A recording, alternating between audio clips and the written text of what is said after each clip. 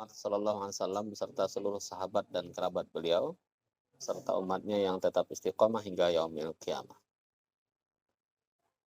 Para hamba sekalian, kita telah melewati pertengahan berikutnya dari bulan Sya'ban. Bulan Sya'ban itu bulan yang ke-8 dalam perhitungan Hijriah. Banyak sekali keistimewaan bulan Sya'ban. Tadi Qori membaca tentang surah At-Taubah gitu ya. Surah At-Taubah itu tidak pakai bismillah ya. Baik di awal maupun di pertengahan ataupun di akhir, bacanya cukup dengan ta'awuz. Jadi dalam Al-Quran itu ada 114 surah, ada satu surah yang tidak boleh dibaca bismillah di dalamnya. Ketika kita mulai itu tidak pakai bismillah. Ya pokoknya begitu. Dimulai dengan ta'awuz ya. Qori tadi membaca Quran surah At-Taubah ayat yang ke-36 sampai 38. Ayat yang ke-36 Allah menyebutkan tentang bulan haram. Ada 12 bulan dalam perhitungan Hijriah. Kemudian Allah menyebutkan ada 4 bulan haram. Atau bahasa gitu itu bulan haram gitu ya. Nah, apa itu bulan haram? Bulan haram itu memang bulan yang disucikan. Haram maksudnya haram untuk berbuat berbagai macam kezaliman. Ya sebenarnya kalau kezaliman tentu terlarang di mana saja kan, tetapi terlebih lagi di bulan haram. Kezaliman itu kalau zaman dahulu pada masa ayat ini diturunkan di masyarakat Arab tuh mereka memang paling suka berperang. Mereka tuh kalau enggak berperang paling lama 3 bulan tak ada perang, gatal tangannya. Dulu zaman jahiliyah. Sehingga mereka tuh suka sekali berperang. Jadi baik bukan hanya di Mekah sebenarnya, di mana-mana, termasuk di Madinah. Madinah itu kan ada 2 suku besar di sana yang kerjanya itu perang melulu. Antara suku Aus dan suku Khazraj. Sebelum Rasul hijrah ke sana, mereka itu ratusan tahun berperang. Jadi tak habis-habis. Apa aja sebabnya jadikan perang. Nah, begitu juga orang-orang Mekah, mereka doyan berperang. Sehingga kemudian Allah sebutkan ada 4 bulan haram yang betul-betul diwanti-wanti jangan sampai berperang. Dan bukan hanya berperang, tetapi berbagai macam kejahatan lainnya yang bersifat kezaliman dilarang oleh Allah Subhanahu wa taala. Jadi diajar dulu kalau mereka sudah terbiasa berperang, kalau tak bisa mereka meninggalkan selama 12 bulan, minimal 4 bulan nih mereka diajar betul, jangan sampai ada perselisihan di situ. Kira-kira seperti itu. Nah, para hamba sekalian, tetapi makna bulan haram ini bukan hanya untuk larangan berperang, termasuk berbagai macam tindak kezaliman, perbuatan-perbuatan yang jahat, yang buruk, termasuk juga kemaksiatan. Jadi Allah perintahkan kepada kita untuk menjaga 4 bulan haram itu. Apa bulan haram itu? 4 itu ternyata tidak masuk Ramadan dan Syawal gitu ya atau Rabiul Awal, enggak masuk. Ya itu keistimewaan juga, cuman menggunakan dalil yang lain. Bulan Ramadan, bulan yang penuh dengan keberkahan.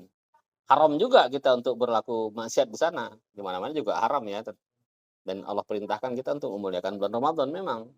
Tetapi tidak termasuk atau terkategori sebagai yang dimaksud dengan bulan haram yang disebutkan tadi dalam ayat At-Taubah ayat surah At-Taubah ayat yang ke-36 itu. Apa bulan haram itu? Pertama Rajab, yang kedua Dzulqa'dah, yang ketiga Dzulhijjah, dan yang terakhir adalah Muharram. Jadi Rajab, Dzulqa'dah, Dzulhijjah, dan Muharram. Jadi para ulama itu memang bisa dikatakan hampir menyepakati 4 bulan haram itu adalah dari Rajab, Dzulqa'dah, Dzulhijjah, dan Muharram. Nah, kita di bulan Sya'ban. Bulan Sya'ban itu adalah bulan yang hampir ditinggalkan oleh manusia atau dilalaikan oleh umat manusia, termasuk umat Islam. Karena dia bulan terjepit. Diapit oleh bulan haram dan diantarai oleh bulan yang menjadi hari raya umat Islam serta bulan keberkahan. Kan coba kalau kita hitung dari bulan Rajab itu. Rajab bulan haram. Sa'ban, nah yang kita bicarakan nih. Habis itu Ramadan, bulan keberkahan. Mustahil umat Islam tak kenal bulan Ramadan. Pasti diwanti-wanti sama dia. Kemudian Syawal. Nah, Syawal apa lagi? Kita udah siap-siap baju baru dah kan belum ngapa-ngapa gitu tuh dah. Nyiapkan baju baru, nak ngecat rumah tuh nanti bulan Ramadan gitu. Bulan Syawal kata dia. Udah jelas tuh. Yang namanya umat Islam pasti kenal, pasti ingat dengan Ramadan dan Syawal. Nah, kemudian Dzulqa'dah sama Dzulhijjah. Kalau Dzulqa'dah itu bulan haram, Dzulhijjah juga bulan haram dan termasuk juga bulan yang di dalamnya terdapat hari raya Idul Adha. Serta Muharram itu bulan haram. Jadi ada satu bulan yang seakan-akan dia tidak dikenal apa-apa, diapit oleh bulan-bulan yang dikenal itu, yakni bulan Sya'ban. Makanya kata Rasul, ini bulan yang kalian lalaikan karena diapit oleh bulan haram. Oleh karenanya Rasul kemudian menghususkan, memuliakan bulan Sya'ban dengan memperbanyak berbagai macam ibadah, termasuk beliau memperbanyak saum atau siam. Jadi Rasul itu paling banyak berpuasa di bulan Sya'ban. Tapi bukan puasa wajib. Kalau puasa wajib jelas bulan Ramadan. Beliau paling banyak berpuasa di bulan Sya'ban, puasa yang nawafil, puasa yang tidak wajib. Sampai-sampai ada seorang sahabat, Zaid bin Haritsah, bertanya kepada Rasul, "Ya Rasul, aku tidak pernah melihat engkau lebih banyak berpuasa di bulan selain bulan Sya'ban." Kata Rasul, pada bulan ini amal manusia itu diangkat. Ya, makanya ada fadilah lainnya, walau alam ya, di dalam tafsir Mukatsir disebutkan seperti itu. Bahwa pada bulan Sya'ban itu seluruh amal manusia yang dilakukan sepanjang tahun diangkat oleh Allah Subhanahu wa taala. Kemudian kata Rasul, aku menginginkan ketika amalku diangkat, aku dalam kondisi berpuasa, menunaikan ibadah puasa. Jadi seperti itu para ikhwan. Banyak lagi keutamaan yang lain, tapi memang di kalangan kita kadang-kadang ditambah-tambah dengan hal-hal yang bersifat budaya atau tradisi. Jadi ada yang memang syariatnya, ada memang dalilnya, ada juga yang tambah-tambah dengan tradisi. Nah, kalau kita sebaiknya yang mencukupkan dengan yang ada dalilnya saja. Tidak ada pula hal-hal khusus yang harus dilakukan. Baunya salat khusus Sa'ban atau ritual khusus pada malam nisfu Sa'ban. Memang itu utama, akan tetapi tidak ada ritual khusus. Beribadah saja, tingkatkan ibadah taqarrub ilallah, perbanyak salat yang nafil yang dicontohkan Rasul. Salat itu sangat banyak contohkan Rasul kan. Para ikhwan tuh bisa begitu habis salat Isya tambah salat rawatibnya, itu sudah boleh melaksanakan salat qiyamul lail. Kalau di bulan Ramadan namanya tarawih. Sama juga dengan qiyam Ramadan atau qiyamul lail, sama itu. Qiyamul lail itu ada salat tahajud, ada salat witir. Nah, rakaatnya silakan saja semampu-mampunya. Para ulama mengatakan bahkan tidak terbatas. Meskipun demikian Rasul biasanya lebih sering beliau laksanakan salat qiyamul lail itu 2 rakaat salat iftitah, 8 rakaat salat tahajud, kemudian ditambah 3 rakaat salat witir. Nah, jumlahkan itu berapa rakaat tuh? 11 rakaat atau 13 rakaat kalau mau ditambah lagi. 13 rakaat tuh ya. Hah? 15 ke? 2 tambah 8, 10. Tambah 3, 13. Ada lagi beliau pernah menutup dengan 2 rakaat lagi, tetapi ketika beliau laksanakan dengan posisi duduk. Ada lagi itu. Beliau laksanakan sholat witir sebanyak 9 rakaat. Pada rakaat ke-8 beliau tahiyat awal. Nah, jadi juga sholat witir pakai tahiyat awal itu. Kemudian ditutup dengan tahiyat akhir pada rakaat yang ke-11. Cuman bacaannya dizaharkan semua. Setelah itu beliau sholat 2 rakaat dengan cara duduk. Makanya ada hadis yang meriwayatkan, jadikanlah witir sebagai penutup sholat malammu.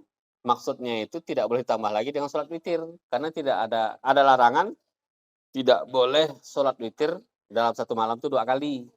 Mentang-mentang rajin dari itu, sholat witir 3 rakaat, tambah lagi 3 rakaat. Itu tidak begitu. Kan? Nah, dari hadis itu juga, para ikhwan, ini kita refresh lah ya, ingatan tentang qiyamul lail nih. Dari hadis itu juga menunjukkan bahwa tidak mesti sholat witir itu yang ditunjukkan terakhir, tidak mesti. Kan kadang-kadang begini nih, untuk kehati-hatian, ikhtiyat gitu ya, kita laksanakan sholat witir sebelum tidur. Ada hadisnya. Rasul pernah menyampaikan itu. Karena ada sahabat itu barangkali yang sulit bangun malam. Sehingga Rasul perintahkan kepadanya untuk menunaikan sholat witir sebelum tidur. Nah, kata ini adalah sahabat yang penuh dengan kehati-hatian. Ikhtiyat. Tetapi ternyata di malam hari dia bangun. Mau sholat malam lagi. Boleh enggak? Boleh. Tetapi jangan sholat witir. Sholat saja, sholat tahajud. Sholat tahajud itu dia rakaatnya genap. 2 salam, tambah lagi 2 lagi, tambah 2 lagi, ya, sampai nanti kita sampai kepak lah. Sampai ngantuk. Rasul tuh sampai bengkak kakinya. Cuman ada cumannya para ikhwan. Beda sholat qiyamul lail sama sholat wajib itu dibacaannya.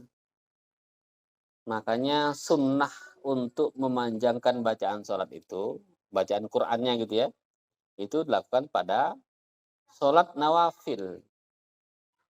Sholat yang paling baik itu adalah sholat yang panjang berdirinya. Cuman jangan sholat wajib. Mentang-mentang nanti kita baca dari itu, lalu kita baca surah Al-Baqarah. 20 ayat, sedang nggak tuh sholat maghrib tuh. Isuk separuh hilang makmum. Panjangnya mentang-mentang baru balik dari pesantren gitu. Sudah, nggak usah. Kalau sholat wajib tak usah. Rasul hanya mencontohkan kalau maghrib itu pakai kuliah sama kulhu ya. Kalaupun tambah yang lain tidak masalah, silakan saya ditambah. Maksudnya diganti dengan surah yang lain tidak masalah. Tapi jangan panjang-panjang. Karena kalau kita bicara sholat berjamaah, sholat wajib itu kita lihat makmum kita. Tapi kalau sholat qiyamul lail atau qiyamul Ramadan atau sholat tahajud itu dipersilakan untuk memanjang-manjangkan bacaan Qur'annya. Kalau nak nyontoh Rasul pernah pada rakaat yang pertama beliau membaca surah Al-Baqarah. Berapa ayat ya? 286 ayat. Dan ayat yang panjang-panjang. Ada ayat yang paling panjang dalam surah Al-Baqarah itu. 283 kalau tidak salah, atau 280. Itu ayat terpanjang. Dan memang ayat-ayat yang terpanjang itu banyak dalam surah Al-Baqarah. Rasul baca sampai habis. Nah, ya. Mau nak nyontoh boleh lah. Lakaya rakaat berikutnya beliau membaca surah Ali Imran. 200 ayat. Nah, sedang nggak macam gitu nih. 3 hari 3 malam itu lakaya dan bisa nak bangun gitu. Sholat duduk lakaya kan.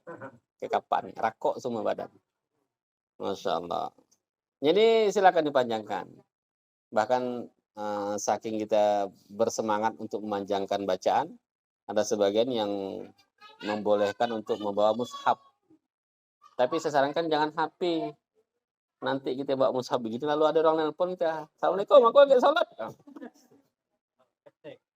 Lagi pula kalau HP ini kan kadang-kadang ya maklum di dalam HP itu kan macam-macam. Tanpa kita sadari nanti sponsor keluar pula kan. Kadang-kadang ini memang apalagi sinyalnya lagi kuat gitu. Kalau saran saya Pak, pakai mushaf saja. Tapi walau alam, sebagian sahabat ke teman-teman kita ada yang menggunakan HP ya. Silakan saja, dikondisikan saja. Tetapi tentu lebih utama yang hafal. Karena memang kalau lihat contoh Rasul dan para sahabat ya jelas mereka hafal semua gitu kan. Pada kala itu memang Al-Quran yang dicatat itu tidak bisa dibawa di depan orang sholat. Karena Quran ini catatannya kan besar-besar. Di pelepah kurma, di batu, di tulang segala macam mana depan orang sholat susah. Jadi apalagi memang para sahabat itu rata-rata mereka adalah hafiz Quran. Seperti itu Pak Ikhwan. Jadi kita perbanyak ibadah, terutama sholat. Sholat itu fungsinya sangat banyak para ikhwan sekalian. Kalau mau kita jelaskan satu persatu, Masya Allah, betapa besar, betapa dahsyat fadilah sholat itu.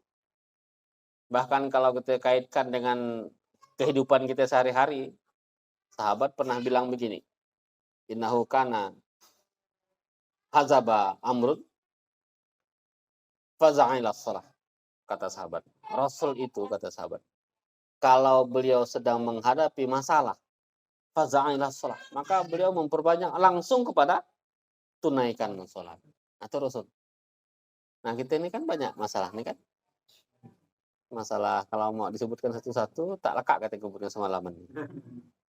Suruh sebutkan satu, Pak Long menyebutkan masalah. Banyak, dari susah tidur, susah ngempak.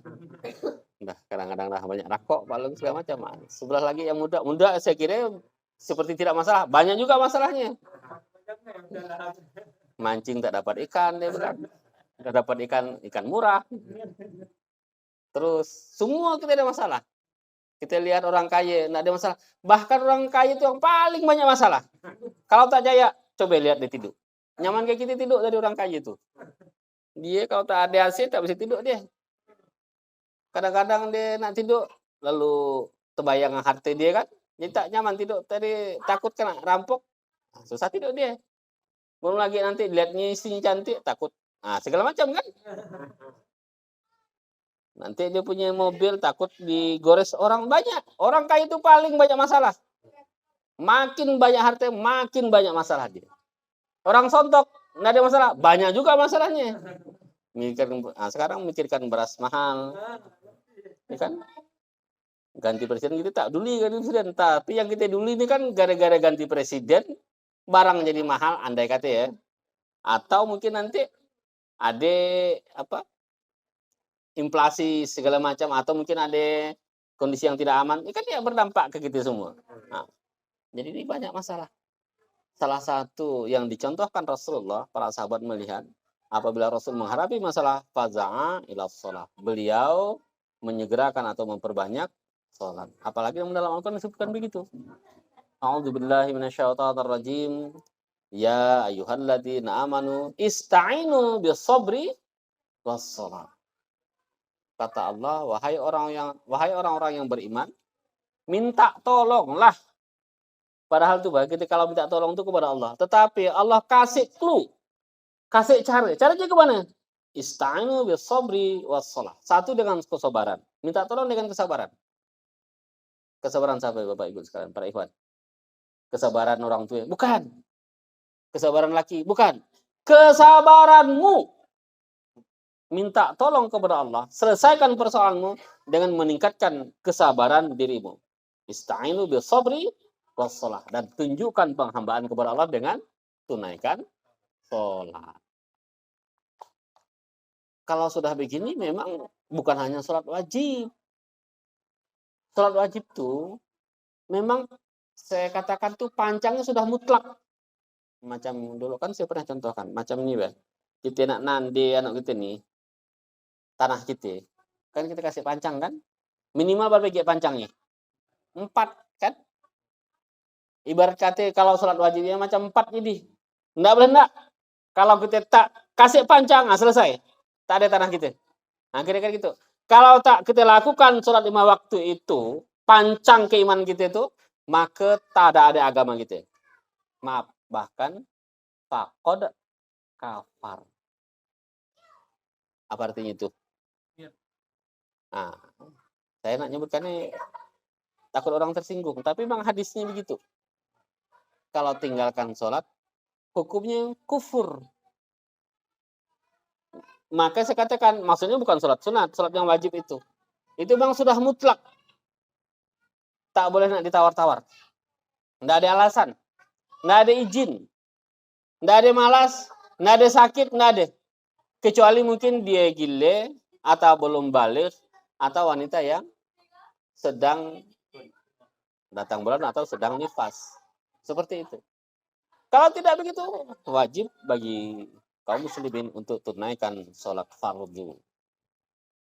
Pancangnya. Tetapi para hamba Allah sekalian, kalau bicara tentang ista'inu bisabri was sholat, itu maksudnya memperbanyak sholat yang bersifat nawafil, tambahan. Karena kalau sudah persoalan, kalau wajib nunggu persoalan kita laksanakan salah. Kenapa kalau tidak sholat maghrib? Saya masih tidak ada masalah, Ustaz. Salah memahaminya. Dalam Al-Quran kan disebutkan, minta tolong kepada Allah dengan sabar dan sholat. Saya lagi aman tuh, duit banyak, makan nyaman, dia bilang sakit tidak ada, sehat badan, nah udah. Saya belum nanti nunggu sakit, salah memahaminya. Tetapi yang dimaksud di sini adalah ista'inu bisabri wassalah. Wassalah di situ, setelah kita tunaikan sholat wajib, memperbanyak sholat-sholat yang bersifat nawafil. Saya katakan tadi kan sangat banyak tuh. Di antaranya sholat yang paling utama setelah sholat fardu itu adalah sholat lail, qiyamul lail. Sholat nawafil itu sangat banyak. Jadi sebenarnya kalau kita mau laksanakan sholat yang nafil itu tidak habis-habis. Tidak laka-laka ada telan-tolen. Tetapi yang paling utama itu adalah sholat qiyamul lail. Yang di dalam itu ada sholat tahajud, ada sholat witir. Atau kalau dilaksanakan di bulan Ramadan, dikenal dengan tarawih. Kalau bahasa hadisnya, qiyamul Ramadan. Sama itu. Dengan dalil yang sama, rakaat yang sama, cuman kalau qiyamul Ramadan itu lebih sering dilaksanakan secara berjamaah, tidak munfarid gitu ya. Seperti itu Pak Ikhwan. Ya, kita lanjutkan tentang Sya'ban. Kita perbanyak ibadah di bulan Sya'ban. Maksudnya salah satu di antaranya itu adalah agar kita terbiasa di bulan Ramadan nanti dah enggak lagi tahajud. Ini tahajud kan nanti hati ya. Dan puasa, tiba-tiba puasa di bulan Ramadan tahajud. Langsung mencret dia. Mencret bukan karena puasa, karena bukanya. Maklumlah dikumpulkan semua atas meja kan. Orang-orang gitu emang kena gitu ya. Dia ada puasa balas dendam. Puasa dari pagi dah mikir kena buka. Baru nak laka sahur tuh beh. Udah laki bini dah ngomong. Nak buka apa nanti kita bang? Ya Allah, baru ya leka kamu sahur tuh bah. Jadi adalah istilah ada bakwan, ada apalagi korket segala macam kumpul saya kan. Kalau anak saya ya wajib ya bakwannya. Dia bilang kata Ustadz tuh kan kata dia kurma itu sunnahnya berbuka tuh dengan kurma. Wajibnya dengan bakwan kata dia. Salah juga dan boleh ge. Hadis baru ya, hadis bid'ah ya namanya. Hadis maudhu. Nah, jadi para ikhwan, kita perbanyak ibadah di bulan Sya'ban agar kita nanti menjumpai Ramadan kita tidak kaget, tidak terkejut. Kita sudah membiasakan untuk berbagai macam ibadah, di antaranya memperbanyak puasa, kemudian memperbanyak sedekah. Nah, kalau ibu-ibu nih, udah laka ke semua bayar ya? Alhamdulillah. Jadi paling lambat nanti bayar puasa ya di bulan Sya'ban. Walaupun hari terakhir tak apa-apa. Jadi ya sebenarnya terlalu juga sih. Tapi daripada enggak kan, ada juga yang nanya, "Ustaz gimana kalau hukumnya?" Dia bilang bayar bayar puasa yang berutang tahun lalu tuh, sampai hari terakhir di bulan Sa'ban. Ya mau nggak mau lah, masa nih bayar di bulan Ramadan nanti dirapel sama dia. Aku niatkan untuk bayar sekaligus puasa bulan Ramadan. Nah, enggak begitu. Untung benar kalau itu. Jamak, mentang-mentang biasa salat jamak deh, puasa pun nak di jamaknya juga. Jadi terakhir itu di bulan Sa'ban. Bahkan memang istri Rasul Aisyah itu beliau biasa membayar puasa itu di bulan Sa'ban. Tetapi jangan nak dimudah-mudahkan. Maksudnya bukan karena kita melalaikan, bukan. Beliau tentu dengan banyak hal-hal ya, banyaknya pada masa beliau itu kan terjadi jihad segala macam yang bersifat mengumpulkan hajat kaum muslimin gitu kan. Tetapi itu menunjukkan contoh sebenarnya boleh dibayar di bulan Sa'ban. Seperti itu. Kemudian ibadah-ibadah lain seperti membayar zakat. Bahkan yang saya baca dalil itu ternyata mengumpulkan zakat itu di bulan, hitungan zakatnya itu di bulan Sa'ban. Kalau kita di jamaah biasanya mencukupkan haul. Haul itu artinya hitungan 1 tahun itu di bulan Ramadan. Jadi silakan saja nanti kalau kita ya tentu di bulan Ramadan. Tapi memang zakat kalau sudah sampai, zakat kan banyak nih. Ada mungkin ternak, miara kambing sampai ke 40. Zakat itu zakatnya 1 ekor. Atau orang yang maisahnya bertani. Bertani itu berapa, Rois? 500 kilo ya? 640-an kilo. Jadi setiap sampai nanti sampai ke nisabnya, nisab berarti sampai batas harta gitu itu, maka diwajibkan untuk mengeluarkan zakatnya. Zakatnya seberapa? Kalau dia pertanian tada hujan, itu 10%. Jangan nak bayar utang dulu, zakat dulu. Ini utangnya banyak. Tetapi kalau dia ongkos, nah itu ongkos termasuk dalam kategori biaya ya, biaya pembiayaan usaha, nah, itu dipotong dulu. Tetapi kalau utang yang lainnya, nah enggak, utamakan zakat dulu. Kalau dia pertaniannya menggunakan pengairan yang bukan tanah hujan maksudnya, maka zakatnya adalah 5%. Terus zakat profesi. Zakat profesi itu nisabnya berapa, Res? 595 gram perak. Karena kita ini hitungannya bukan pakai perak, maka peraknya yang kita hargaikan. Sekarang kalau tidak salah 1 gram perak itu harganya sampai ke 10.000? Lebih ya, belasan ribu. Jadi sekarang sekitar 7 jutaan.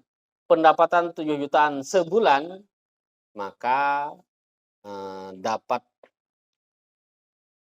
kewajiban untuk mengeluarkan zakat profesi. Walaupun ini zakat profesi ya memang ada perbincangan di kalangan ulama, ada yang mengatakan itu tidak ada. Karena memang dalilnya memang bukan dalil zakat profesi. Ini hal yang kontemporer, hal yang baru nih. Tetapi menggunakan dalil sebagaimana yang terjadi pada masa Rasul. Jadi ada kaidah dalilnya itu ada gitu. Seperti itu.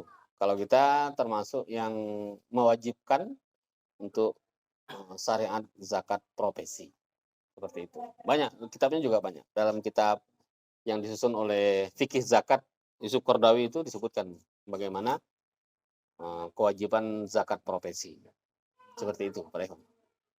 Terus sodako, wakaf, apalagi tuh, infak, hadiah, itu soal harta semua tuh. Itu berpahala semua.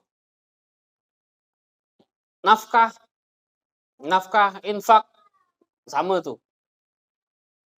Sebenarnya kalau kita menafkahi istri itu juga infak tuh namanya. Saya mau berinfak loh dengan istri. Ngasih duit kepada istri. Itu infak juga, itu sama. Cuman kita sebut sebagai nafkah. Ya memang betul. Kalimat dasarnya itu sama. Nafako. Arti nafkah asal katanya itu adalah lubang, melubangi gitu. Jadi kalau kita berinfak kepada, kebutuhan rumah tangga, keperluan rumah tangga, maka sama juga dengan infak yang dimaksud dengan al-infaq. Hanya saja memang ada pembagiannya, peruntukannya. Mentang-mentang nanti berinfak kepada menafkahi rumah tangga itu termasuk infak, semuanya harta kita masukkan itu, enggak juga begitu. Ada pembagiannya. Kalau sampai nisab, utamakan dulu zakatnya, setelah itu nanti kepada infak hal-hal yang apa, yang bersifat amanah. Saya minum dulu, kering tenggorokan. Bersifat amanah, kemudian dilanjutkan dengan infak-infak yang lain. Setelah itu ada lagi yang namanya sedekah. Sedekah itu kita jangan bicara hukum, dilihat keutamaannya. Karena kalau hukum itu sedekah bisa menjadi wajib. Kalau andai kata orang memerlukan sedekah kita itu yang membuat dia berhubungan dengan nyawa dia, wajib hukumnya itu. Karena itu dalil yang menyebutkan ada 3 golongan orang yang Allah itu tidak mau berbicara dengan dirinya di hari kiamat nanti. Karena Allah sangat benci kepada orang itu. Siapa itu? Di antaranya orang yang memiliki kelebihan air di tengah gurun, lantas ada orang yang memerlukannya, tidak diberikan, tidak disedekahkan. Itu Allah sangat benci terhadap orang ini. Artinya, dia ini kelebihan air. Air itu tak digunakan sama dia, ibarat kata. Dia sudah selesai dengan penggunaan air itu. Tetapi karena saking pelitnya dengan harta, terhadap orang yang sangat perlu, tidak diberikan. Nah, ini bisa kita analogikan dengan kehidupan sehari-hari. Ada orang yang sangat perlu, di kampung itu hanya kita yang punya seperti itu. Ada yang sangat perlu, bahkan berhubungan dengannya, kita tak mau memberikan. Itu Allah tak suka betul dengan orang seperti ini. Itu sifatnya sedekah. Maka kalau sedekah sudah sebegini, sifatnya menjadi wajib. Ada lagi umpamanya orang tua kita memerintahkan kita untuk bersedekah. Ini karena ketaatan kepada orang tua, hal-hal yang ma'ruf, maka kita wajib untuk mengikutinya. Nah, itu jadi banyak hal-hal ibadah yang berhubungan dengan harta. Kalau mau tambah lagi ada apa lagi itu kira-kira? Nazar.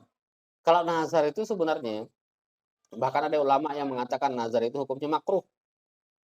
Karena makruh? Karena kalau kita bernazar itu kan menjadi wajib. Nazar nih, kita mewajibkan sesuatu dengan diri kita dengan akad nazar. Contoh begini, saya kalau nanti lulus ujian, saya nak bernazar puasa 50 hari. 30 hari ya sedang, wah itu. Dia 50 hari. Allah jak mensyariatkan 30 hari. Dia 50 hari. Itu pun belum tentu 30 hari, bisa 29 hari. Nah, itu tuh para ikhwan, kalau ada omongan kita begitu, kita nazarkan, saking kita pengennya tadi anak lulus tuh, ternyata lulus, Allah luluskan kita, wajib bagi kita untuk tunaikan puasa sebanyak 50 hari. Kalau nanti dia puasa, tiba-tiba mati, tidak sampai selesai 50 hari, ahli warisnya wajib melaksanakan puasa itu. Sedangkan dia baru 3 hari puasa, mati. Apa tuh? Jadi 47 hari ahli warisnya nanti. Nah, siapa ahli warisnya itu? Kalau nanti orang ahli warisnya umpamanya anak tertua, terpaksa lah. Anak tertua yang kebetulan gak tak suka puasa, nah udahlah. Cocok lalu. Dalam hati dia memang lah bapak nih. Jangan ngajarin macam-macam.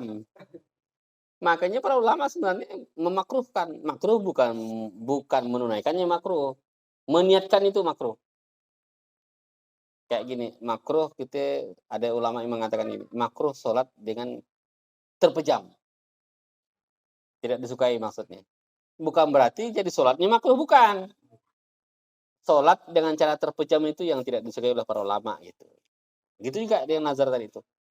Kita mengucapkan itu makruh karena itu akan memperberat diri kita sendiri.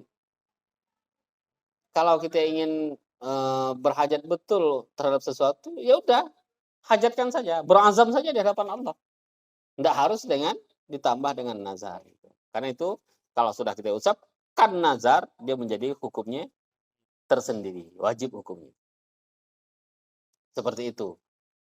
Contoh umpamanya kata orang tuh nanti, kalau saya begini nanti saya bernazar mau pergi haji. Itu nanti hukumnya berbeda dengan haji biasa itu. Haji biasa itu kan ini istato'a kan? Kalau ini nanti menjadi wajib betul. Bagaimanapun harus dipenuhi nanti. Biarpun berutang beranduk, dia tetap laksanakan nazar itu. Makanya sebagian sahabat kita itu, para ustadz-ustadz kita, kalau sedang dia menazar, tak mampu dia memenuhinya, dia membayar kifarot. Ya. Kafarot atau kifarot sama. Seperti itu. Jadi para hamba Allah sekalian, sangat banyak pilihan-pilihan yang Rasul contohkan dan Allah perintahkan untuk beribadah. Termasuk di bulan Sya'ban. Agar nanti kita terbiasa. Kami berharap juga kita membiasakan memperbanyak zikir. Ini para hamba Allah sekalian. Zikir itu adalah cara singkat memperbanyak pahala, menghilangkan dosa, mendekatkan diri kita kepada Allah. Zikir. Kita bersyukur sekali. Rasul mencontohkan kepada kita zikir yang sangat banyak. Coba ibu-ibu, sebutkan kalimat zikir. Sebutkan kalimat zikir 3 aja. Coba langsung 3 detik. 1 apa, Bu? Nanti kami serahkan bapak-bapak nih, hadiahnya bapak-bapak nanti nih. Hadiahnya Dok Buti. Langsat. Subhanallah, pagi. Alhamdulillah. Ya, zikir semua banyak tuh. Astaghfirullah, Allahu Akbar, Subhanallah, Masya Allah, La ilaha illallah, La haula wa la quwata. Banyak sekali. Yo. Iya, diulang-ulang tak masalah. Bahkan kita basahkan lisan kita dengan zikrullah. Itulah salah satu makna dari ittaqullah haqqa tuqatih. Jadi Masya Allah. Bahkan di riwayat disebutkan Rasul melihat ada malaikat yang sangat berat membawa amal orang yang berzikir. Ternyata dia hanya mengucapkan la haula wala quwata illa billah. Gimana? Subhanallah walhamdulillah wala haula wala quwata illa billah.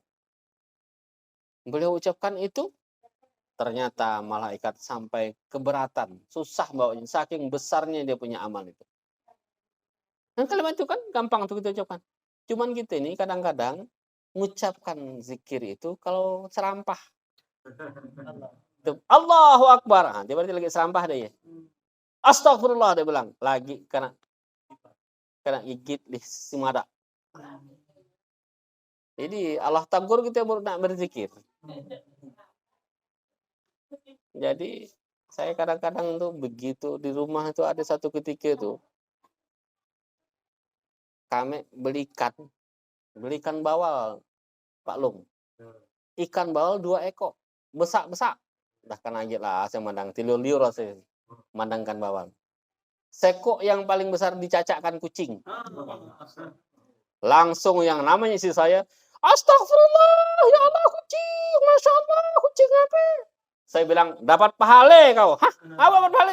Itu dari tadi saya bilang, tadi zikir. Begitu kucingnya diambil sama, ikannya diambil sama kucing, langsung dia istighfar dan zikir.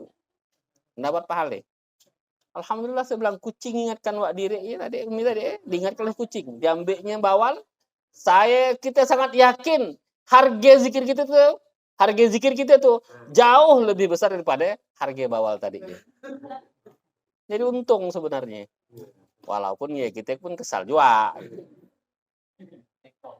Maklumlah bawal kan. Jarang-jarang teluk bawal. Sekali dapat bawal, cacakkan nih kucing juga. Yang paling besar pandai pula dia nyari itu. Oleh karenanya para hamba Allah sekalian kita perbanyak zikrullah. Agar nanti kita di bulan puasa itu betul-betul kita perbanyak, kita basahkan lisan kita untuk mengingat Allah. Kita wujudkan dengan mengucapkan kalimat-kalimat thayyibah. Apa saja. Saya sangat yakin para ikhwan ini mustahil ndak ada hafal zikir. Mustahil kan? Kita baru hidup ya dah tahu. Anak kecil itu, Bah. Mustahil ndak hafal dengan la ilaha illallah itu tahlil, itu kalimat yang paling disukai. Sebaik-baik ucapan tahlil la ilaha illallah. Tahlil. Bahkan orang sampai geleng-geleng kepala dia beribu-ribu kali mengucapkan. Ya. Perbanyak kalimat-kalimat tahlil. Kalimat-kalimat yang lain. Istighfar. Itu istighfar, bahkan di dalam satu riwayat disebutkan, itu dapat mengeluarkan dari persoalan, menambah rezeki, dan menghilangkan kesempitan. Kalimat istighfar. Mulai dari kalimat yang paling pendek, dan saya yakin kita semuanya hafal istighfar. Apa kalimat yang paling pendek dari istighfar itu? Astaghfirullah. Paling pendek. Kalau mau tambah, astaghfirullah alladzi la ilaha illa huwal hayyul qayyum wa atubu ilaih. Kalau mau tambah yang banyak lagi, la ilaha illa anta subhanaka inni kuntu minaz zalimin. Itu doanya Nabi Yunus, tapi tergolong istighfar itu. Kalau mau tambah panjang lagi, ada lagi sayyidul istighfar. Di antaranya seperti itu. Tetapi mulai yang paling ringan kalimat astagfirullah. Perbanyak kalimat istighfar. Bahkan semakin para ikhwan menghadapi persoalan hidup atau persoalan apapun yang kita hadapi, perbanyak istighfar. Begitu. Apapun masalah yang dihadapi. Jadi Masya Allah, ini sampai di sini kita sudah merasa banyak benar Allah dan Rasulnya ini memerintahkan dan mencontohkan kepada kita berbagai macam ibadah yang ringan-ringan. Yang santai-santai kita lakukan, kita ucapkan tuh. Tetapi ternyata timbangannya berat di sisi Allah Subhanahu wa taala. Makanya kita bersyukur kehadiran Allah Subhanahu wa taala.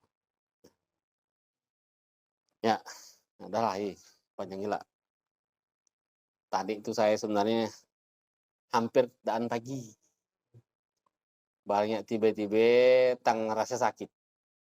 Jadi saya bilang daripada mudarat ya. Akhirnya saya kirimkan pesan suara ke Rois dan ke Bang Andi. Cuman sambil saya kasih obat. Nah, kasih obat saya tidur. Bangun tidur tang rasa nyaman. Alhamdulillah. Jadi saya lihat pesan suara belum dibaca sama Rois. Sama Bang Andi juga belum. Masih centang satu. Aduh, saya hapus lagi. Salat maghrib, saya ajak ke para ikhwan, saya bilang kita berangkat ke sana. Saya mungkin tidak bisa nyetir, saya bilang kurang sehat. Nanti, alhamdulillah sampai lagi. Memang takdirnya macam ye. Sampai ke situ, alhamdulillah baru gak kita nak duduk, dah kena sodori, langsat. Memang kita ini lagi banyak rezeki langsat ya. Saya di rumah langsat, pergi ke kantor langsat, taklim kemarin gitu malam Ahad juga langsat juga pihak bawa. Nanti lagi santai-santai bertamu ke rumah orang langsat juga. Sekarang alhamdulillah langsat lagi. Dan tak pernah enggak kita makan. Karena saya kira orang kita ini ada yang tak suka langsat kan? Ada yang tak suka. Kulitnya tak suka dia. Dibuangnya kulitnya. Udah gitu, tadi nak saya sebut saya tanya tang rasa bau cempedak lah. Kadang-kadang ternyata dah diolahnya cempedak ini kan, Masya Allah. Ini memang nikmat betul nih. Memang lain kali kayaknya Rois mentaklim di musim buah ini bisa 2 kali seminggu. Hah? Memang 2 kali ya? Oh, betul juga. Tengoknya nanti sana kalau langsat lagi, alhamdulillah. Sana kan lebih dekat lagi dengan kebunnya barangkali ya. Alhamdulillah, ini Masya Allah. Ini berkah kita ini. Ya, para ikhwan, yang terakhir, kami sangat berharap kita tidak pernah melupakan sahabat kita yang ada di Gaza, Palestina. Kita masih punya PR besar. Yang pertama itu PR tentang pembebasan Masjid Al-Aqsa. Yang kedua mengenai sahabat kita, saudara kita, kaum muslimin dan umat manusia yang ada di Palestina yang mereka masih hidup terjajah oleh kebiadaban, kezaliman Zionis Israel. Saya berharap betul, kita tidak tahu nanti Allah akan kabulkan dari celah mana, dari sisi mana. Makanya kita berdoa, tak henti-henti. Upayakan targetkan setiap hari kita berdoa untuk keselamatan saudara kita yang di Palestina. Kalau tak hafal doanya, minimal pakai bahasa kita. Tidak apa-apa.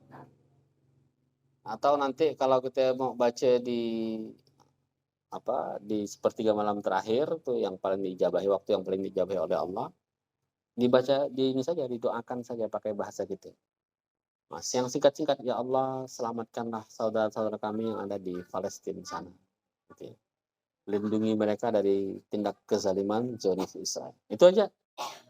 Atau kalau hafal doanya ya pakai doa Ahzab lebih bagus. Yang contohkan tersebut. Allahumma munzilal kitab wa mujras sahab wa hazimil ahzab ihzim wa ansurna alaihim. Atau ditambah dengan doa yang biasa untuk nazilah. Yang pendeknya itu, bagian pendek ya. Allahumma anjil muslimin wal muslimat wal mu'minin wal mu'minat fi baladi Falastin khafah wa fi sa'iri buldanil muslimin. Allahumma shdud wat ataka al kufar Yahudi wa syurakaihim wa syatid samlahum dan seterusnya. Seperti itu. Jadi kita doakan mudah-mudahan Allah senantiasa memberikan perlindungan kepada mereka dan memberikan balasan terhadap berbagai tindak kezaliman yang dilakukan oleh kaum Zionis Yahudi yang Allah telah melaknatnya melalui lisan para nabi. Inilah barangkali yang disampaikan, mudah-mudahan Allah senantiasa merahmati kita dan mengampuni segala kesalahan kita serta menyampaikan kita kepada bulan Ramadan. Alhamdulillah, wassalamualaikum warahmatullahi wabarakatuh.